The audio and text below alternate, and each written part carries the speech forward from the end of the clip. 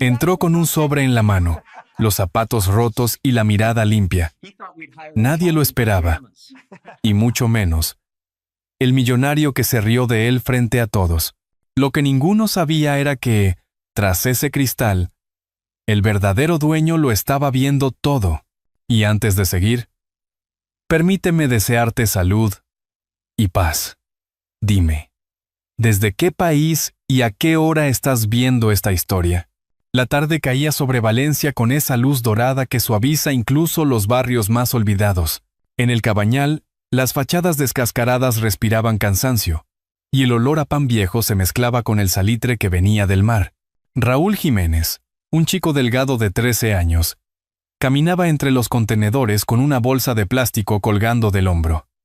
Buscaba latas, como cada tarde, antes de que anocheciera del todo.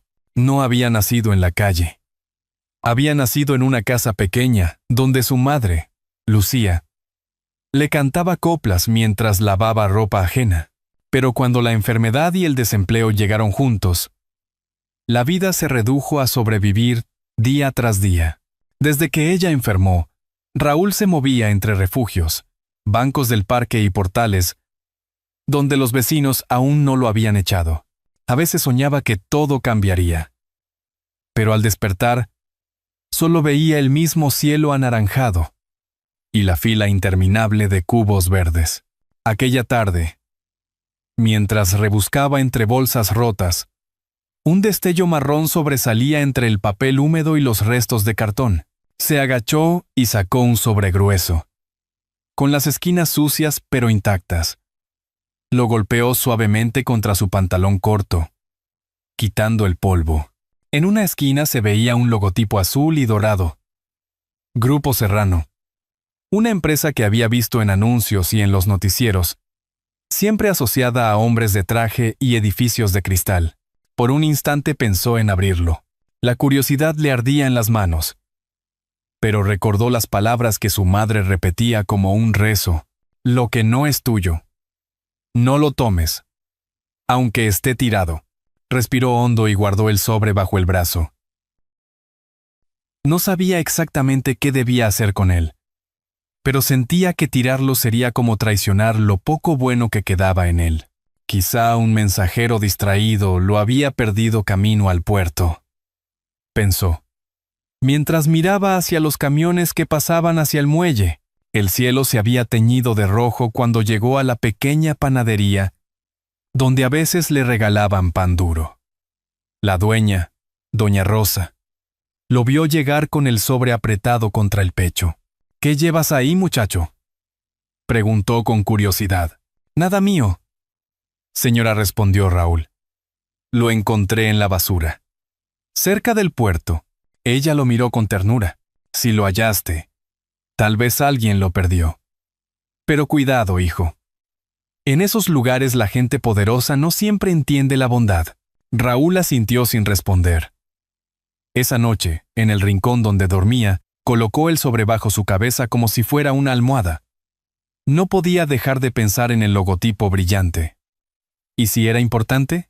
¿Y si dentro había algo que podía cambiar la suerte de alguien? Por un momento imaginó que, si lo devolvía, quizás su madre se sentiría orgullosa. Allá donde estuviera, el ruido de las motos y el murmullo lejano del mar le arrullaron hasta que el sueño lo venció. Antes de cerrar los ojos, decidió que al amanecer haría algo que nunca había hecho. Entraría en uno de esos edificios de cristal y pediría hablar con quien perteneciera a ese nombre impreso en el sobre. El alba lo sorprendió sentado junto a la fuente del mercado, con el sobre limpio entre las manos. A su alrededor, la ciudad despertaba entre el olor a café y los primeros claxones. Miró su reflejo en el agua, despeinó un poco su cabello rizado y se obligó a sonreír. No tenía traje, ni zapatos, ni siquiera una dirección donde volver, pero sí algo que los demás parecían haber perdido: la necesidad de hacer lo correcto, aunque nadie lo notara. Se levantó con decisión, colgó su bolsa vacía al hombro y empezó a caminar hacia la avenida de las Cortes Valencianas, donde las torres de vidrio reflejaban el sol naciente. Cada paso sonaba como una pequeña victoria contra el miedo. No sabía qué encontraría detrás de esas puertas. Pero una voz interior, tal vez la de su madre, le decía que aquel sobre no había caído en sus manos por casualidad. Y mientras el bullicio de la ciudad crecía, Raúl apretó el sobre contra su pecho y siguió caminando hacia el lugar donde los pobres no entraban sin permiso. No imaginaba que aquel gesto inocente sería el inicio de algo que cambiaría muchas vidas. El edificio del Grupo Serrano se alzaba como una aguja de luz entre los rascacielos nuevos de Valencia. Las paredes de cristal reflejaban el cielo azul y el ruido de los coches de lujo resonaba en la entrada. Raúl se detuvo frente a las puertas automáticas, con la camiseta arrugada y los zapatos gastados, dudando si debía entrar. La gente pasaba a su lado sin mirarlo, algunos frunciendo el ceño. Se sintió pequeño, como si el suelo se abriera bajo sus pies. El guardia de seguridad lo miró con desconfianza. Chico, aquí no se puede pedir limosna». «No vengo a pedir», respondió Raúl, mostrando el sobre. «Solo quiero devolver esto. Lo encontré ayer». El hombre frunció el ceño, sorprendido. «¿Devolverlo? ¿A quién?» «No lo sé, señor. Pero lleva el sello del Grupo Serrano». El guardia dudó un momento. Luego se encogió de hombros. «Espera aquí. No prometo nada». Mientras tanto, detrás del mostrador de recepción, una joven llamada María Romero observaba la escena. Tenía 28 años, cabello castaño recogido en un moño y una mirada dulce que desentonaba con el ritmo impersonal de la oficina. Se acercó con una sonrisa. «Hola, pequeño. ¿Encontraste eso de verdad?» Raúl asintió. «Sí, señora. No lo abrí. Mi madre decía que las cosas ajenas pesan en el alma». María se conmovió por sus palabras. «Es un gesto muy noble. Déjame ver si puedo hablar con alguien». Minutos después, un hombre de unos 40 años apareció en el vestíbulo. Traje oscuro, reloj caro, voz firme. «¿Qué pasa aquí?», preguntó con impaciencia. María lo miró con respeto. «Señor Serrano, este niño dice que encontró un sobre de la empresa y quiere devolverlo». Diego Serrano arqueó una ceja. «¿Y qué esperas a cambio, muchacho?» «¿Dinero?» «Nada», respondió Raúl bajando la mirada. «Solo quiero entregarlo». Diego soltó una risa seca. «Curioso. En estos tiempos nadie hace nada gratis». Le quitó el sobre de las manos, lo miró apenas, y sin abrirlo, se volvió hacia María. «Mándalo fuera. No quiero que los mendigos se acostumbren a venir». Raúl lo escuchó sin comprender del todo, pero el tono de desprecio le dolió más que las palabras. Antes de irse, María le ofreció una botella de agua y un trozo de panecillo envuelto. «No todos aquí piensan como él», susurró. «Gracias por tu honestidad». Raúl asintió en silencio y salió al calor del mediodía. En el despacho del piso 18, Diego Serrano dejó el sobre su mesa de cristal. No se molestó en abrirlo. Estaba más concentrado en las cifras que parpadeaban en su pantalla. Era el protegido de don Esteban Valverde, el fundador de la compañía, quien lo había formado desde joven como a un hijo profesional. Pero con los años, Diego había aprendido más del poder que de la prudencia. Sin embargo, la cámara de seguridad del vestíbulo había grabado toda la escena, y alguien la observaba con atención desde otra oficina del mismo edificio. Don Esteban Valverde, retirado hacía ya una década, pasaba sus días revisando informes y lamentando en silencio el rumbo que su empresa había tomado bajo manos jóvenes y ambiciosas. Esa mañana, mientras sorbía su café, pidió al técnico de seguridad que le mostrara el video del vestíbulo. Cuando vio al niño ofrecer el sobre con respeto y escuchar la humillación sin responder, frunció el ceño.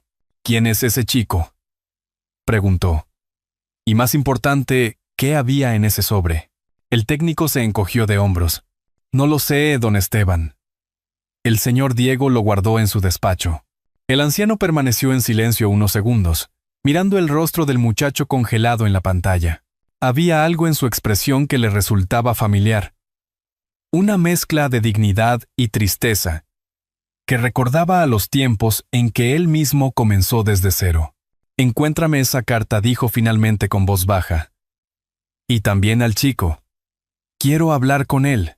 Afuera, Raúl caminaba sin rumbo por la avenida, con la botella en la mano y el estómago vacío. No sabía que, en lo alto de esa torre de cristal, alguien acababa de pronunciar las palabras que cambiarían el curso de su destino. El despacho de don Esteban Valverde conservaba el aire de otro tiempo. Muebles de madera oscura. Una vieja máquina de escribir junto al ordenador moderno. Y en la pared, la primera fotografía del Grupo Serrano, cuando aún era solo una pequeña fábrica familiar. A sus 72 años, Esteban caminaba con bastón, pero su mente seguía siendo tan aguda como cuando fundó la empresa. Lo que había visto en el video del vestíbulo no lo dejaba en paz. Pidió que le trajeran el sobre. El asistente, nervioso, le explicó que estaba en el despacho de Diego Serrano, su actual director general. «Pues dile a Diego que quiero verlo ahora», dijo el anciano, sin levantar la voz pero con un tono que nadie se atrevía a cuestionar. Minutos después, Diego entró en la oficina. Impecable como siempre. «Don Esteban, me dijeron que me buscaba». «Sí, hijo», respondió el fundador. «Me contaron que un niño vino a devolver algo nuestro. ¿Dónde está ese sobre?» Diego frunció el ceño. «Un asunto sin importancia. Solo papeles viejos que alguien tiró por error». «¿Y lo abriste?», preguntó el anciano. «No hacía falta. No perderé tiempo con tonterías». Esteban lo observó sin pestañear. A veces, las tonterías revelan más sobre las personas que los grandes negocios. El aire se tensó. Diego trató de sonreír, pero la incomodidad se notaba incluso en su respiración. «Si me permite, tengo una reunión». «Claro», respondió Esteban. «Pero antes, quiero que busques al chico. Quiero agradecerle personalmente». Diego asintió con frialdad y salió con un gesto de fastidio. No entendía por qué su antiguo mentor se preocupaba por un muchacho callejero. «Sentimentalismo de viejo», murmuró mientras cerraba la puerta. Esa misma tarde, María Romero, la recepcionista, recibió una llamada del despacho del fundador. «Señorita Romero, me dijeron que usted habló con el chico del sobre», dijo don Esteban. «¿Podría describírmelo?» «Claro, señor», respondió ella. Delgado, cabello rizado, unos 13 años, educado. Parecía tener hambre, pero no pedía nada. El anciano sonrió con melancolía. «Así era yo hace muchos años. Si vuelve, por favor, avíseme». Esa noche, mientras el resto del edificio quedaba vacío, don Esteban se sentó frente al ventanal. Las luces de la ciudad titilaban, y el reflejo del mar le recordaba sus primeros días en Valencia. Se pasó la mano por el bastón, pensativo. Había construido un imperio. Pero la mirada de aquel niño lo había desarmado más que cualquier crisis financiera. ¿En qué momento el éxito había borrado la humanidad? A la mañana siguiente, Raúl volvió al edificio. No por valentía, sino porque la curiosidad lo empujaba. María lo vio y salió a su encuentro. «Raúl, justo te estaban buscando». El chico retrocedió, asustado. «¿Buscando? ¿Por qué? El fundador de la empresa quiere verte», le explicó. «No el señor del otro día. Uno mayor, muy diferente». Media hora después, Raúl entró al despacho de don Esteban. El anciano lo observó con atención, como si mirara un reflejo del pasado. «Así que tú encontraste esto», dijo, mostrando el sobre. Raúl asintió. «Sí, señor». «No lo abrí». «¿Por qué no?», preguntó Esteban, con genuina curiosidad. «Porque no era mío. Y porque mi madre decía que las cosas perdidas regresan a quien las merece». Don Esteban sonrió, conmovido. «Tu madre debía ser una mujer sabia». Le ofreció una silla y un vaso de leche. Raúl lo aceptó con timidez, sin saber si debía hablar o callar. Mientras el chico comía despacio, Esteban abrió el sobre por primera vez. Dentro había documentos importantes, planos, informes, y una carta con su firma falsificada. Su rostro se endureció. Esto no debería haber estado en la basura, murmuró. El silencio se hizo denso. No incómodo, sino lleno de significado. Raúl no entendía del todo, pero presentía que algo serio estaba ocurriendo. Esteban guardó los papeles. Respiró profundo y le dijo: «Has hecho algo muy grande sin saberlo, hijo. Y te lo voy a agradecer. No con dinero, sino con una oportunidad». Raúl lo miró confundido, mientras el anciano apoyaba una mano firme sobre su hombro. Afuera, el sol de Valencia iluminaba los cristales del edificio, como si también quisiera ser testigo de lo que acababa de comenzar. La mañana siguiente, el edificio del Grupo Serrano despertó en un silencio tenso, casi reverente. En el despacho del fundador, sin embargo, el aire pesaba como plomo. Don Esteban había pasado la noche revisando los documentos que el muchacho había encontrado. Cada página confirmaba lo que temía. Diego Serrano había falsificado su firma para cerrar contratos fraudulentos, desviando fondos hacia empresas fantasma. No era solo un golpe económico, era una herida moral. Cuando el sol se filtró entre los ventanales, Esteban pidió que citaran a Diego en su oficina. El joven director entró con su acostumbrada seguridad. «¿Qué ocurre, don Esteban?» Me dijeron que era urgente. El anciano no respondió enseguida. Tomó el sobre y lo colocó sobre la mesa. «¿Reconoces esto?» Diego lo miró un instante. «Ah, eso. Papeles antiguos, sin valor. No te atrevas a mentirme», interrumpió Esteban con voz grave. «Estos documentos llevan mi firma. Una firma que nunca escribí». El zumbido del aire acondicionado fue lo único que se oyó. «No sé de qué me habla», intentó Diego. Pero su mirada vaciló. «Sabes perfectamente de qué hablo. Has traicionado mi confianza, la historia de esta empresa y a todos los que creyeron en ti». Diego se levantó, furioso. «No tiene pruebas». Esteban se incorporó lentamente, apoyando el bastón en el suelo. «Sí las tengo. Y lo que es peor, tengo la verdad». En ese instante, la puerta se abrió. María Romero entró acompañando a Raúl. El chico observó la escena con los ojos muy abiertos, sin comprender del todo. Esteban lo miró y dijo: «Este muchacho encontró los papeles que tú intentaste ocultar. Lo que la basura no quiso tragar. La conciencia de un niño lo devolvió». Diego dio un paso atrás. «¿Trajiste a ese mocoso aquí para darme lecciones?»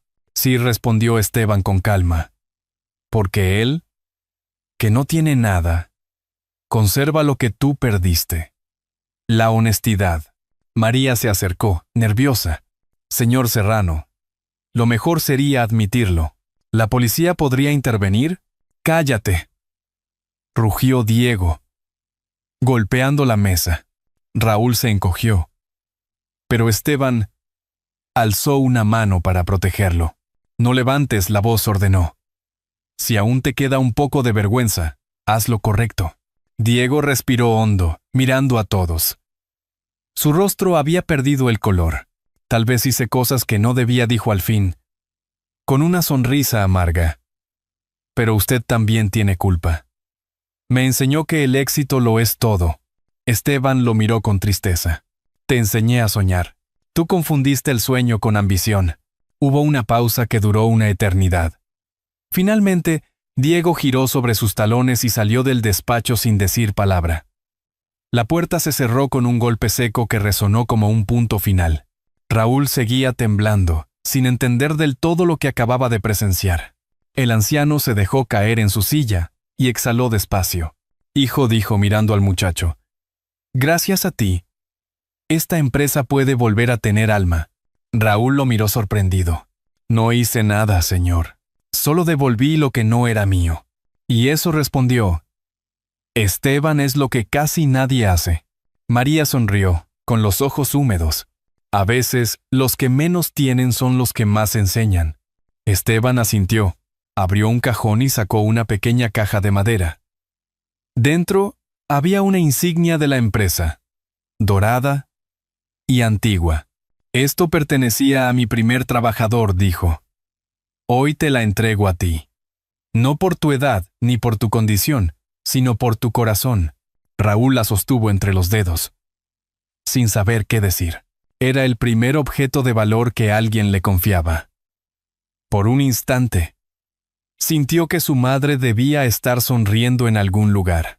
Mientras tanto, en otro piso del edificio, Diego empacaba sus cosas. Su reflejo en el vidrio mostraba a un hombre que lo había tenido todo. Y lo había perdido todo en un solo día. Pero algo dentro de él, una semilla de vergüenza o quizá de arrepentimiento, empezaba a germinar. De vuelta en el despacho del fundador, don Esteban observaba el horizonte. El sobre no cayó en tus manos por casualidad, Raúl dijo con voz serena. A veces la vida escoge a los mensajeros más humildes para recordarnos lo que importa. Y mientras el sol descendía sobre Valencia, las sombras del pasado empezaban a disiparse. Algo nuevo estaba a punto de comenzar. El día después de la confrontación, el grupo serrano parecía otro lugar. Los pasillos, antes llenos de prisas y murmullos de poder, respiraban una calma nueva, casi respetuosa. Diego Serrano no volvió a su despacho. Don Esteban convocó una reunión extraordinaria del consejo. Quería que todos escucharan la verdad. María acompañó a Raúl hasta el edificio. El muchacho vestía una camisa limpia que ella misma le había planchado. Mientras esperaban en el vestíbulo, Raúl observaba los retratos enmarcados en la pared. Hombres de traje, mujeres con miradas decididas. ¿Por qué todos parecen tan serios?, preguntó. María sonrió. Porque olvidaron que el trabajo también puede hacerse con el corazón. En la sala principal, don Esteban habló con voz pausada pero firme. Durante años, esta empresa se enorgulleció de su éxito. Pero el éxito sin integridad es solo una fachada.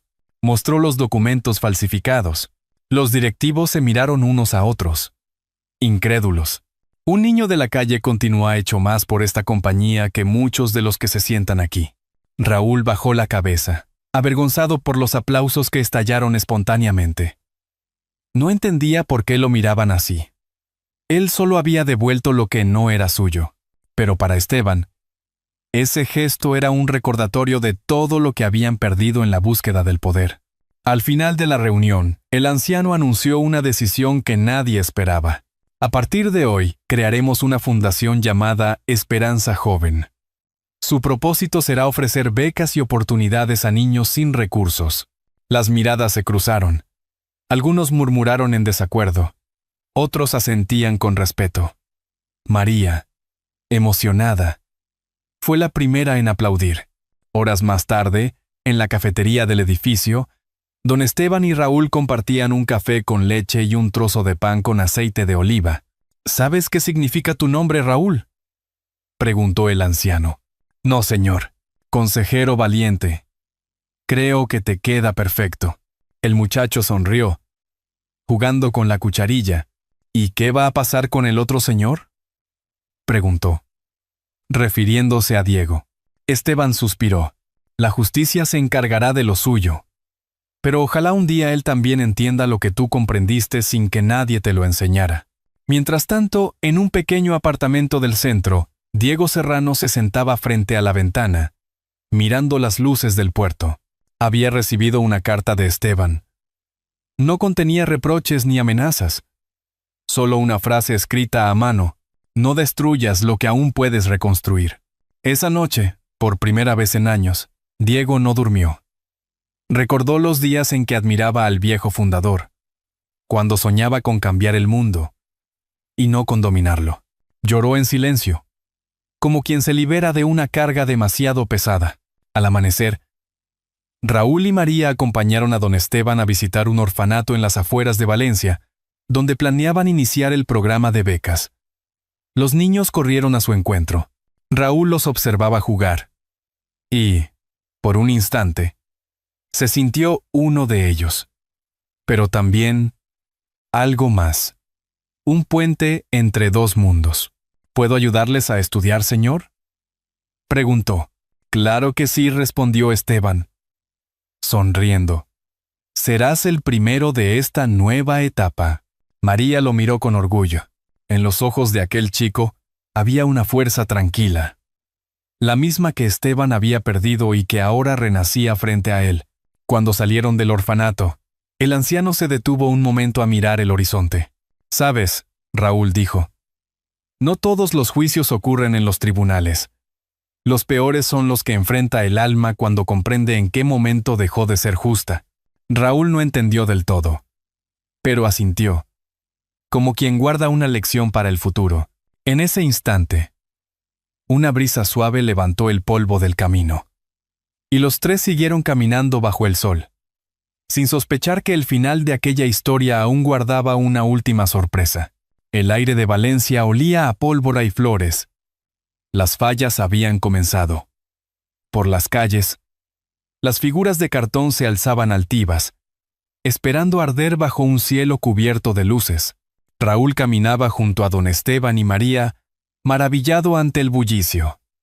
Por primera vez, se sentía parte de algo, no un espectador invisible. La Fundación Esperanza Joven acababa de abrir sus puertas, y esa tarde se celebraba su inauguración oficial. En el salón principal del antiguo edificio restaurado, los niños del orfanato cantaban una pequeña canción de bienvenida.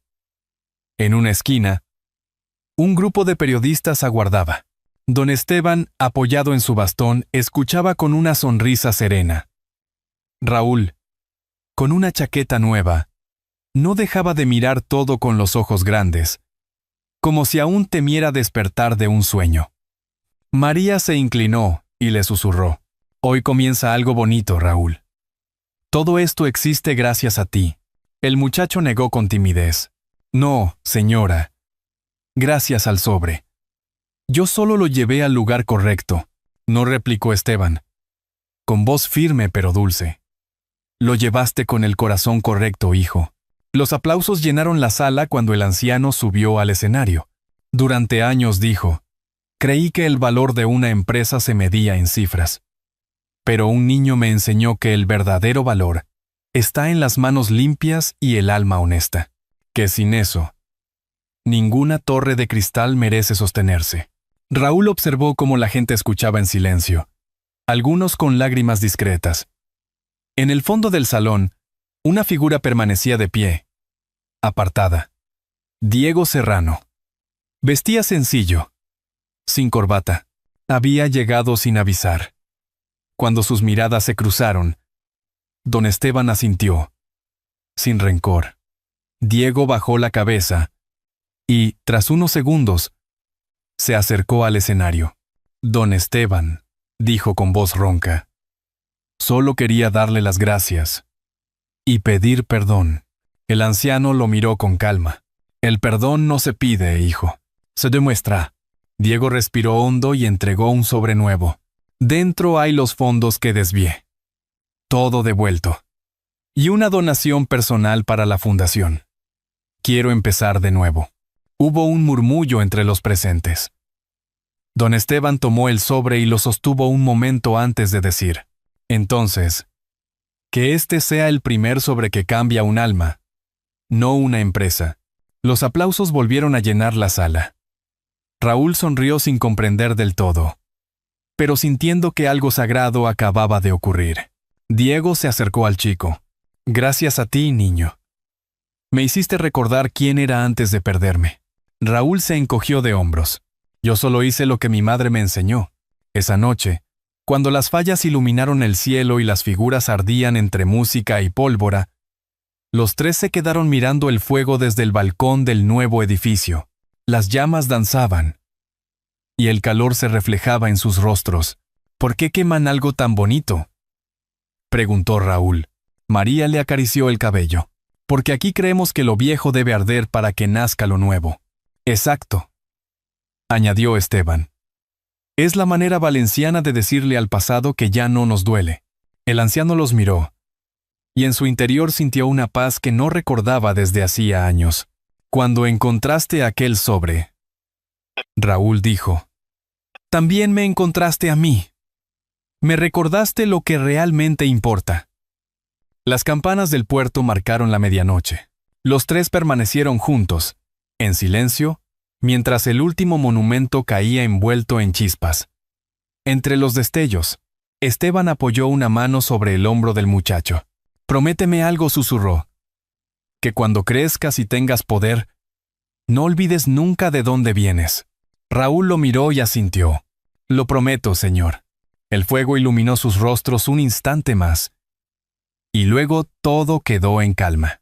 En el horizonte, las cenizas subían al cielo como pequeñas luces, llevando con ellas el eco de una lección sencilla pero eterna. Que incluso el acto más pequeño de bondad puede encender la esperanza de un mundo entero. El fuego de las fallas se extinguió, pero el eco de aquella noche quedó grabado en las almas que lo presenciaron. No fue solo el final de una celebración, sino el cierre de un ciclo. El de la culpa que se transforma en perdón, y la soledad que se convierte en hogar.